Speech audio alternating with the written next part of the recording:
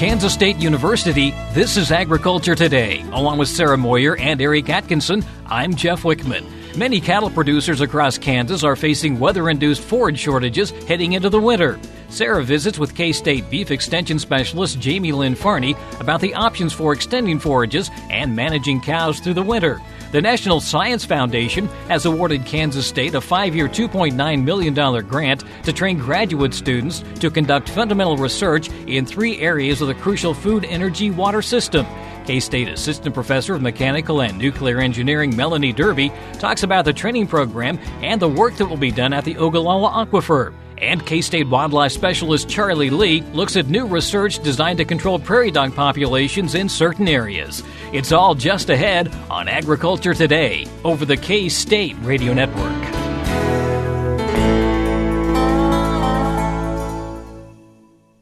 What is radon? Home exposure to radon gas is the leading cause of lung cancer death in the United States for non-smokers. In Kansas, 1 in 4 homes will test at or above the EPA action level. The Surgeon General recommends all homes be tested and fixed if necessary. Visit kansasradonprogram.org for more information. Test, fix, save a life. This message brought to you by the Kansas Radon Program, the Kansas Association of Broadcasters, and this station.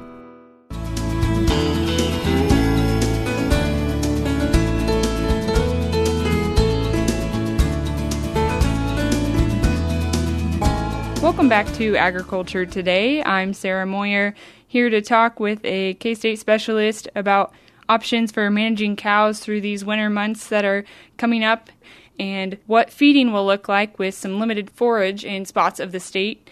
So thanks for coming on, K-State Beef Extension Specialist Jamie Lynn Farney. Hi, Sarah. How are you? I'm doing well. How are you? Great. Thanks for asking. So this conversation here is about how to extend some forages where producers might have tight supply. What's the setting that's brought this to our attention here in Kansas? Well, I'm not reiterating anything that most of the producers who are living through it have seen, but our weather through this summer has been very unique, for lack of a better word. We've had areas of the state that have had no rain at all, and other areas that have had more rain than they've had in many, many years. So there are certain locations that might be lacking a little bit of forage, especially in areas that are predominantly made up of warm seasons. Some of the cool seasons when they've been getting these rains, luckily those grasses have been going like gangbusters.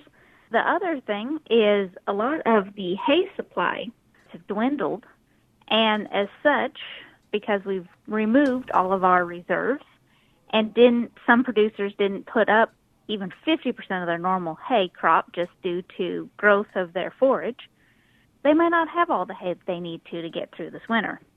Luckily, there's several things we can do to be able to offset that, to be able to maintain your cow herd. Well, let's talk about some options here. One, it's getting a little late to be thinking about it because the decision would need to be made quite quickly, but the use of annual forages, what's your advice there?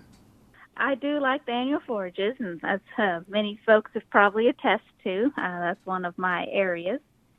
If you're looking for a kind of a fall grazing forage, we really need to have got those annual forages planted in the end of August through about September 15th, kind of is about the last part for your early fall grazing. Things like your oats and barley and your turnips and radishes will just absolutely thrive being able to be planted that time frame. However, we are not at a complete loss. You can still plant at this time to a little later, even some wheat or rye, if you're interested in grazing. Those are a little slower growth in general, but they could provide you some valuable rest time to your native ranges and get onto those in January through February or March time frames. So that could offer you a chance to just allow your native range some rest. Now, when using these annual forages for your cow-calf operation, most of these, especially these fall-winter annuals, are very high in protein and energy and they often exceed a dry pregnant cow's maintenance requirements. So if you already have a cow who's in a body condition score 5 or 6, and you don't want her to put on more condition, which we really don't, we need to somehow limit the amount of annual forages they have access to. You can do that by limit grazing. Some research at Oklahoma State have done that, where they've allowed cows access to those high-quality forages 4 hours, 3 times a week, and then the rest of the time they are out on dormant native range or quality prairie hay, whatever your grazing management plan is. Annual forages are not a silver bullet. Once again, they're plants just like anything else. They have to have appropriate temperature and moisture to grow. But luckily with these annual forages, especially if you're putting them into your crop rotation, once we do get some rains, most of the time there's still quite a bit of fertility left in the fields. And the fact that these annual forages are very rapid growth, you can get an appreciable amount of biomass very rapidly. Switching over to the concentrate side of things, is it able to be changed in order to compensate for some of this forage shortage or limited forage? Yes, and actually I've been working with producers to make it through the winter. So by that, we're feeding more corn and less hay, and still maintain the cows on those cows' requirements. And in actually many cases, feeding those higher concentrate feeds are actually cheaper than the hay. From that perspective, when you look at the amount of energy that's offered in the corn versus the amount of energy offered in typically prairie hay, for each pound of corn, you essentially can feed almost 2 pounds less hay and still provide the exact same amount of energy to that cow. You're providing a much more calorically dense feed, and subsequently you can feed them less total pounds of feed. Once again, that can also improve overall efficiency of the system. Now, we do have to be a little bit careful, especially with some of these high starch energy feeds, because they could have some negative impact on fiber digestion. That goes a little more in depth than we could probably cover here on this radio bit, but if you're really interested in trying to use some high concentrate feed in substitution of your forage, I strongly recommend it as an option to look at, especially if it is the more economical plan of action. And that could mean incorporating other feeds such as byproducts, and of course you or your colleagues, local extension agents would also be good resources to have that discussion with. Yes, any of your nutritionists, your extension, livestock specialists, we all have a program called Brands that can help you be able to balance rations to meet your operations objectives. What roles could ionophores play for producers with this situation? I am a big proponent of ionophores in our cow-calf operations. Ionophores are a feed antibiotic, but I do need to make sure that everybody knows, just because it is an antibiotic does not mean that you have to have a veterinary feed directive to be able to feed these. These ionophores are not medically important in humans, and as such are exempt from having to have a VFD. Now, ionophores alter a rumen microbial population so that they generate metabolites that are higher energy for the animal. That improvement in efficiency can actually be equated to about, you can feed 10% less hay to your cattle, and they still maintain the same body condition score. Ionophores are cheap. They only cost roughly about 2 cents a head a day. Currently, there's only one that is approved for your reproducing female or lactating pregnant animal, and that is Monensin with the trade name of Rumensin. And also, if you happen to be feeding a little more of a higher concentrate feed ration, it can kind of help with some acidosis effects. And it also is labeled as a coccidiostat. So you get multiple bangs for your buck, or multiple bangs for your couple of pennies. In summary, what are some other considerations that producers may look to when they're assessing their feed situation and their forage situation this winter? I would highly recommend, if you have the option to be able to sort your cows by body condition, I would put your thinner cows, your younger ones, the ones that have higher energy and protein requirements together, and feed them one ration, versus your cows that just need to be maintained. They can be fed a lower quality, cheaper ration, or fed the same ration as other cows, just limited, so they get less total pounds of it. Also, don't be afraid to use residues. If there's corn stalks out there, go and glaze those. Bounds with little protein, and it can provide a very cheap, reasonable source of feed for your cattle. And ruminant animals, they have a very unique system. We can feed some interesting things to them.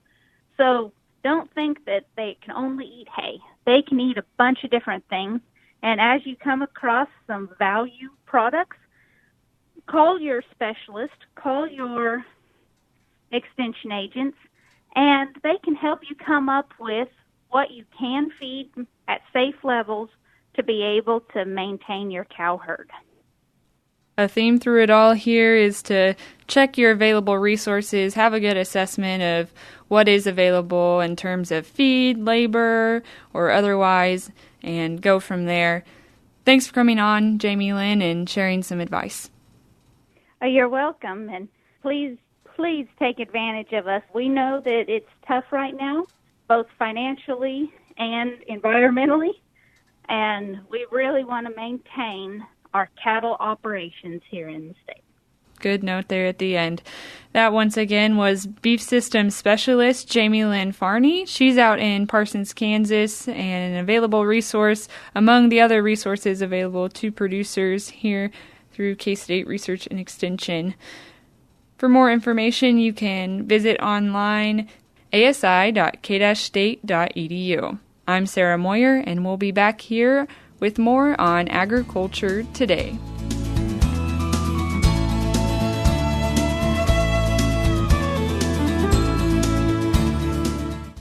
Agricultural producers, landowners, and creditors, you have a partner in your legal and financial needs. Kansas Agricultural Mediation Services offers reliable, trusted information and guidance. Whether you need advice for ag credit concerns or are transitioning your operation to the next owner, Kansas Agricultural Mediation Services can assist you in making sound decisions for your business. To learn more, call 800-321-3276 or visit us online.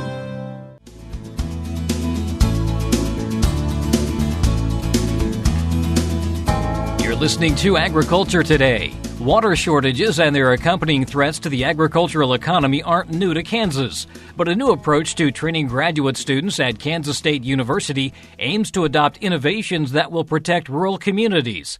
K-State Assistant Professor of Mechanical and Nuclear Engineering Melanie Derby is leading an interdisciplinary team that has been awarded a 5-year, $2.9 million National Science Foundation Research Traineeship Program grant to train graduate students to conduct fundamental research in 3 areas of the crucial food, energy, water system.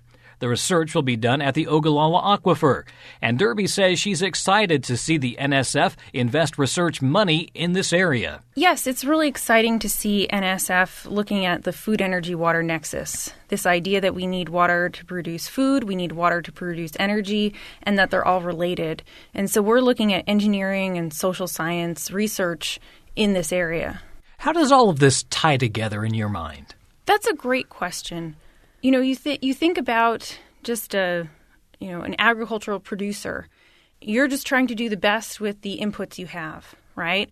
But hidden in water and fertilizer, actually there's a lot of energy in fertilizer. And so we're kind of able to look at it from a bigger picture. The training aspect, you'll be working with graduate students? Yes, master's and PhD students. And what exactly will they be doing? What's the goal for them? So there are several really important goals. One I think that really stands out is that they're going to be working together. So we're going to have engineers in mechanical engineering and bio and ag engineering, civil and chemical engineering. So even amongst engineers, a really wide variety of types of engineers.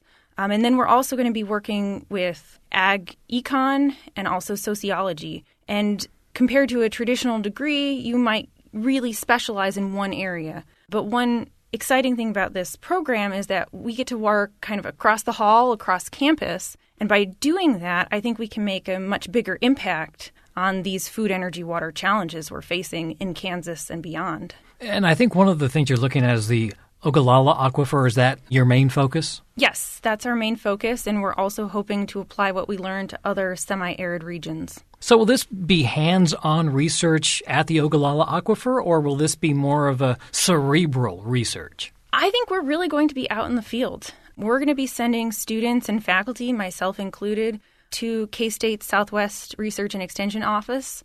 We're going to be working with Jonathan Aguilar and meeting producers, working with their smart water technology farms, and really doing some research in the field in Southwest Kansas. You're looking at ways to conserve energy or looking at ways that we can slow down the drawdown of the aquifer? I think any challenging problem, you have to have multiple prongs.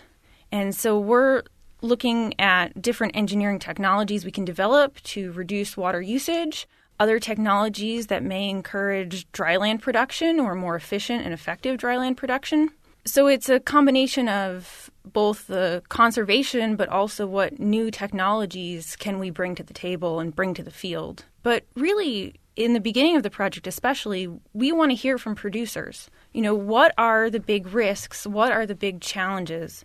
We don't want this to be merely an academic exercise. We really want this to be beneficial and fruitful for our state's agriculture production. And they probably have some really good ideas. They probably know what the problems are, or at least the challenges that they're facing. I think that's right. And also, I don't think it's just one set of challenges. Depending on the size scale you're working with, the crops you're working with, the challenges can vary. Even just your location in a smaller region can really impact what risks you have. And so we're looking to really understand from the producer standpoint, what are the risks, what are the challenges in their fields, and how can we help there? You talked about technology. Are there some things in the works already, or will this be just kind of we're going to open it up and everything is kind of out the window and we're starting fresh? I have to say we have a really great team. I'm particularly excited to work with all the faculty on this team. And all of us in our own projects funded by the National Science Foundation, USDA, and other sources are already working on problems. I have some funding on soil water evaporation. Ryan Hansen in chemical engineering is looking at soil microbe interaction, and a lot of other examples. So we've got a lot going on already, but what this project will allow us to do is to kind of combine our expertise in a different way and then add in that input from the producers. And this will give you a chance to work with these graduate students and bounce ideas off even more people. Right. One of the great things about working with graduate students is they're seeing the problem with a different set of eyes. And I think it's always really important to listen to all of these different perspectives so we can really solve it in the best way possible. How will you start out with students? How many will you start out with? This is the first year of our grant, and we're just preparing. At this stage, we're preparing to recruit the students and to get great students on campus. If you have a bachelor's in engineering, sociology, or ag econ, please apply. We'd love to have you. And our new crop of students will start in August of 2019. And all told, we'll have a cohort of about 18 graduate students. So you'll be doing some fact-finding to make sure you're getting the people that you need on your team and the best people you can find. We're looking for people who bring a diversity of perspectives in terms of their backgrounds and experiences and also in terms of their areas. In terms of the training process, you're going to be training them how to think critically or I guess I'm wondering, how does the training aspect come into play here? That's a great question, I think one of the answers is that in any graduate degree, you learn to think more deeply and more in depth about a problem than you would with your undergraduate background. So a graduate degree always lets you go deeper. With this training, we also want students to think a little bit more broadly. We want to think about, say I'm an engineer and I'm developing kind of engineering innovations, new engineering knowledge, but I want my engineering knowledge to make it to the field. What do I have to understand about the people using my new technology that makes it cost competitive, that makes it attractive, that reduces its risks? So this breadth is, I think, a really exciting part of the training. In addition, our graduate students will really get some good training in terms of communicating, both communicating with engineers and social scientists, but also communicating with stakeholders in Kansas. I think it's an excellent opportunity for them to go to Southwest Kansas and to listen to the people who will be using this engineering and to learn about the problem firsthand. We often hear about silos, and it sounds like this is totally getting rid of all those silos. That's our plan. There are always challenges, but that's our plan. How will you get this rolling then? Once you've gotten them through the first year, you've made the decision, where do you go then in your second year? I'm very excited for our second year because our cohort of students will be here. And this grant is all about the challenges facing the Ogallala and all about training these bright and talented students to help work on this and many other worldwide problems. So our students will come to campus and we will team them up to work in research projects. And these research projects are all about the Ogallala. So this teaming will be very unique, that a team will be led by several faculty and comprised of several grad students, but in many different disciplines. So, for example, we're interested in understanding the soil-water interaction and how we can change the soil-water interaction to reduce the amount of irrigation needed, to introduce microbes that may produce fertilizers with less energy input. But also on our team will be sociologists determining how do people perceive these new technologies, and economists who think, how can we make them attractive? This is actually a 5-year grant, so once you kind of get started, I assume that it will take on kind of a life of its own. You'll know maybe which directions to go and maybe which directions to back away from? Yes, we have 3 different research areas that we're planning on focusing on, but even amongst those research areas, we're going to be learning as we go. There are always technical challenges, and the technical challenges might point us in one direction as opposed to another. But also by sending our students to the field and listening to our producers, I think they'll also be able to start understanding and to be able to analyze what needs to happen for this technology to make it to market. In addition to your colleagues and the students that will be coming in, who else will be involved with this project? We're very fortunate to have a strong advisory council. This comprises of deans, engineers in industry, as well as producers in Southwest Kansas. We really want to hear those perspectives of our producers. This is not only a Kansas problem, but this serves more than just Kansas, this aquifer. So will you also be going maybe outside the state and gaining some other expertise from other areas? I think right now our focus is on Western Kansas, but we really hope that what we learn and what we figure out will work for other areas. And so probably in the later years of the project, we'll be looking at how do we apply this knowledge to slightly different conditions. That's Kansas State University Assistant Professor of Mechanical and Nuclear Engineering, Melanie Derby, discussing a recently awarded 5-year, $2.9 million grant from the National Science Foundation. This is the K-State Radio Network.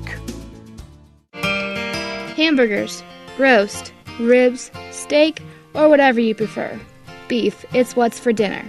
Kansas cattle farmers produce 7.5 million head of cattle per year. It takes about 7 tablespoons of peanut butter to get the same amount of protein in 1 serving of lean beef. Support your local Kansas farmers and ranchers. Eat beef. This message was brought to you by the K-State Animal Sciences Leadership Academy participants.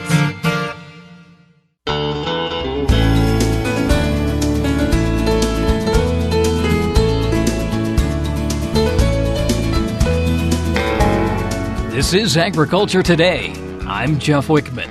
In today's agricultural news, according to the latest Kansas Crop Progress and Condition Report from the USDA's National Agricultural Statistics Service, topsoil and moisture supplies rated 2% very short, 10% short, 80% adequate, and 8% surplus. Subsoil and moisture supplies rated 3% very short, 13% short, 82% adequate, and 2% surplus. Winter wheat planted was 6%, equal to last year, and near 7% for the 5-year average. Emerged was 1%. Corn condition rated 10% very poor, 16% poor, 27% fair, 39% good, and 8% excellent.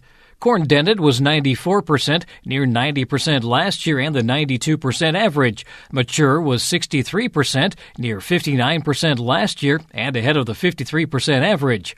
Harvested was 16%, near 18% last year and equal to average. Soybean condition rated 3% very poor, 9% poor, 32% fair, 46% good, and 10% excellent. Soybeans dropping leaves was 28%, behind 35% last year, but near the 26% average.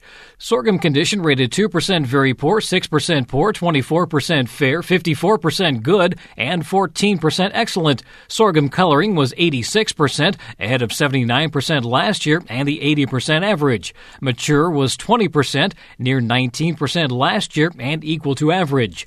Harvested was 3%, near 4% last year, and equal to average.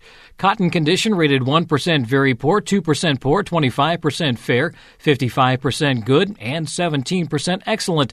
Cotton bolls opening was 38%, ahead of 28% last year and the 24% average. Pasture and range conditions rated 6% very poor, 13% poor, 34% fair, 42% good, and 5% excellent. Wheat growers in Kansas have been battling with rust diseases in their crops for a number of years, stripe rust and leaf rust in particular. There's another rust problem that has been dormant in the state for a long time, and a K-State wheat disease specialist is worried the door may be opening for its return. Eric DeWolf says stem rust disease can also be a formidable foe for wheat producers.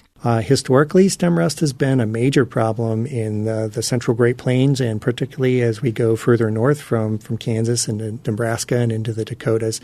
We've seen some major problems in the past. So by major problems, we're talking taking something that has a 50-bushel yield potential down to 5-bushel yield potential in a very short period of time. So this rust is even more damaging than stripe rust that we all know can do quite a number on our wheat crop. And just why does DeWolf have stem rust back on his radar? Well, because wheat variety selection trends could be creating a pathway for this disease to make a comeback. The major concern here is 35% of the acres in western Kansas are planted to varieties that are rated 7, 8, or 9, indicating a high degree of susceptibility to stem rust on at least 7 different varieties that are currently on a lot of different acres here. The major concern here is this is a real emerging vulnerability. So I'm not necessarily advocating that growers drop their varieties in a panic that have been otherwise successful. There's a reason these are out on a lot of acres. But I think as they are looking at taking new varieties onto your farm in the future, either this year or in the coming years, I think this is a criteria that we need to elevate a little bit on our priority list as well. So just begin moving at least a portion of your acres back to stem rust resistant varieties to make sure that you don't have the full degree of vulnerability that on a regional basis really is emerging as a problem. DeWolf encourages Kansas wheat growers to be aware of a possible return of stem rust disease and to adjust their crop management accordingly. And in this week's Milk Lines, K-State dairy specialist Mike Brook looks at some of the decisions producers must make prior to the last alfalfa harvest for the fall. As we think about alfalfa harvest, and as we think about trying to make sure that stand makes it through another winter, the time in which we harvest becomes a very important question for us. In general, we generally say that you want to hold off and harvest so that you still have about 5 to 6 weeks of growing season before the first killing frost. And it's always hard to tell when that first killing frost is going to occur. But general rule of thumb is to leave about 5 to 6 weeks for regrowth. This is very important to make sure that we get enough reserves into the taproot so that it can survive over winter. Now, there's some other things that you might want to think about as you do that. First, survivability over the winter has a lot to do with our fertilization programs, and in particular, fertilizing with potassium and phosphorus. That should be done in August or September to get the maximum benefit to the plants. So if you haven't done that yet, probably need to get that done very soon.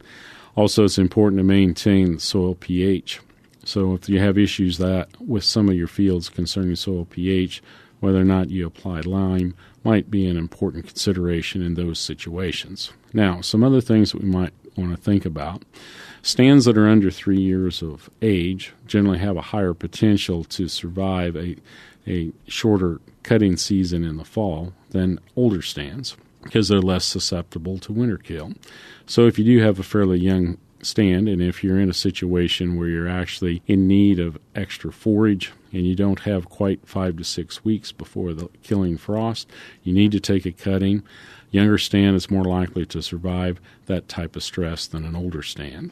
Another thing to consider is your older stands. If this is the last year of production for those, and next year you're going to turn those fields to something else, you can, again, harvest in that no-cut window of 5 to 6 weeks before the killing frost. Another thing to consider is cutting height, as well as whether or not you leave strips in the field to collect snow and to cut down on some of the soil losses we might see if we have extremely dry conditions over the wintertime. So your cutting height generally is still set at where you would normally cut. Usually about 4 inches is what most cutters will run at. However, if you want to try to maintain some of the snowfall over winter on the field so it doesn't blow off, you may want to leave strips every 20 feet or so that will allow for the catching of some snow. Some other things to consider as you finish out your forage harvest this fall is what are you going to do next year? Are you going to have new seedings of alfalfa that you need to consider? Which hybrids are you going to plant? And also the fertilization program for those. Keeping in mind that soil testing is a very, very important part in establishing the new stands of alfalfa. This is Mike Brook with K-State Research and Extension, encouraging our dairy farmers to consider alfalfa cutting this fall as well as planting for future years. And that's a look at today's agricultural news. This is the K-State Radio Network. While many people know hunger is an issue in developing countries, it is also a problem in our own backyards. In 2010, 1 in 7 Kansans struggled to put adequate food on the table. 2 K-State Research and Extension programs are tackling this problem. The Family Nutrition Program and Expanded Food and Nutrition Education Program reach thousands of Kansans in more than 70 counties.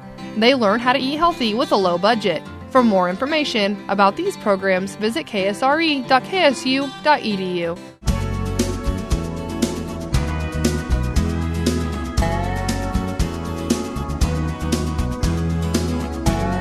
Agriculture Today is back now. Charlie Lee joins us once more, wildlife specialist with K-State Research and Extension.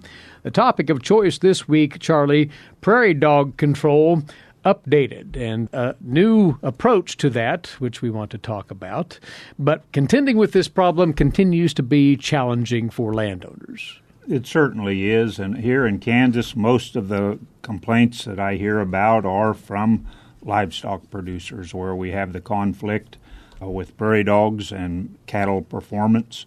But it's also a concern in urban areas where perhaps people have paid a premium to own property up next to a natural area, and prairie dog populations have allowed to expand on those natural areas until they encroach back over onto private property.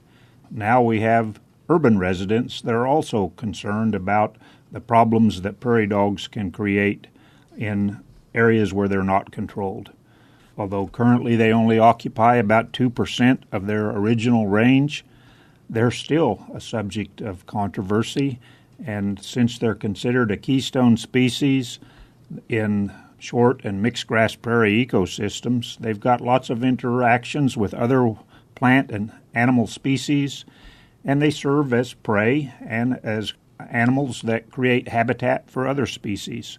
There are people that have a great appreciation for prairie dogs and interest in prairie dogs, and then there are those that are very antagonistic towards prairie dogs and have low opinion and low concern about prairie dog population viability. And the latter group, it's all about the burrowing and the damage that causes, right?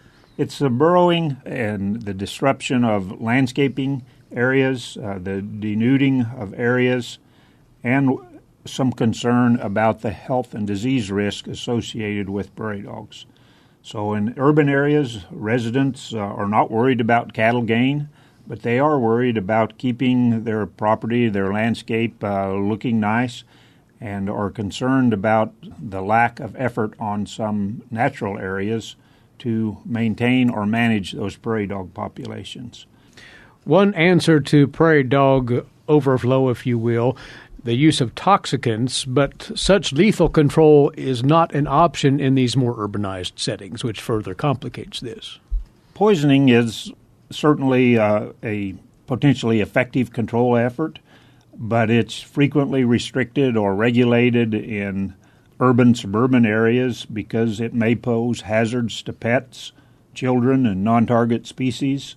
So it's a process that's very controversial, especially in those urban, suburban areas where people don't have personal experience with prairie dogs. I've found over the years that unless the damage is occurring to you as an individual, your concern level is not very high. You're not very supportive of other efforts to manage it until that particular problem happens to you. So you look to the non-lethal management techniques that have been tried. Barriers and relocation tend to be very expensive. They're not always effective. They're also highly detrimental to the transplants and to the individuals in the colony where those individuals are relocated. So one of the techniques that's been looked at, and this was the subject of a research report that was published in Wildlife Research done by the USDA National Wildlife Research Center in Fort Collins, that looked at the use of a reproductive inhibitor called diazepam to reduce the growth of prairie dog colonies. This is a contraceptive product then, right? This is a bait, an oral contraceptive agent that reduces the reproductive steroid hormone synthesis and then thereby decreases reproduction. So in this particular trial, they set it up in a prairie dog colony with 2 controls, 2 treatment areas. The prairie dogs were pre-baited with control bait for 6 days over an 8-day period in November, and then about 1/4 cup of the bait was placed on the burrow mound just outside the entrance of the active burrows. And since one prairie dog has maybe as many as 5 to even more than that active burrows, that to maintain them, you need to treat all active burrows, so you've put a lot of bait out in that particular situation. Then at the end of that pre-bait period, they began with treatment with the same 1/4 cup of either a control or treated bait, depending upon which plot had been selected.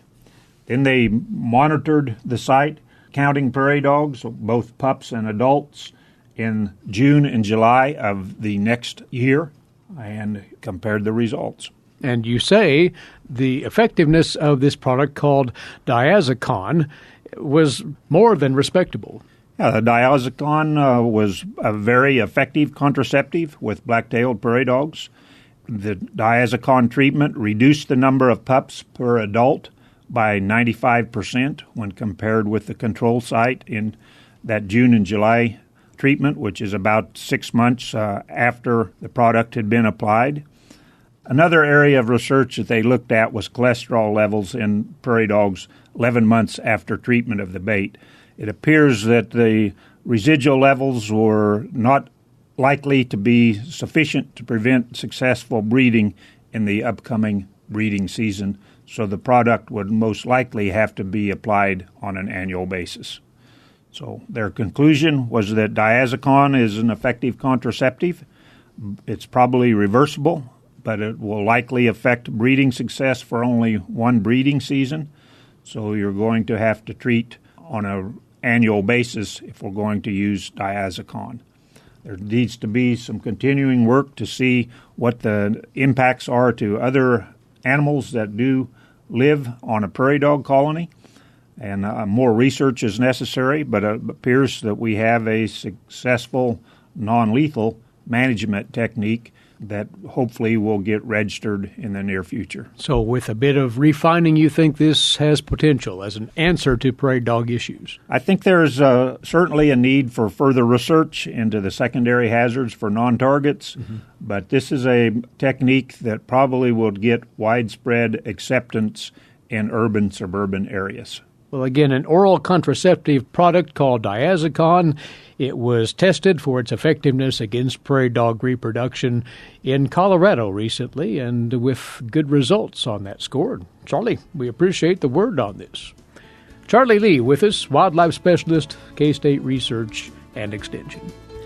Our time is away once again for this edition. We welcome you right back here this same time tomorrow. Meantime, and for Jeff Wichman and Sarah Moyer, Eric Atkinson here bidding you a good day for Agriculture Today. This is the K-State Radio Network.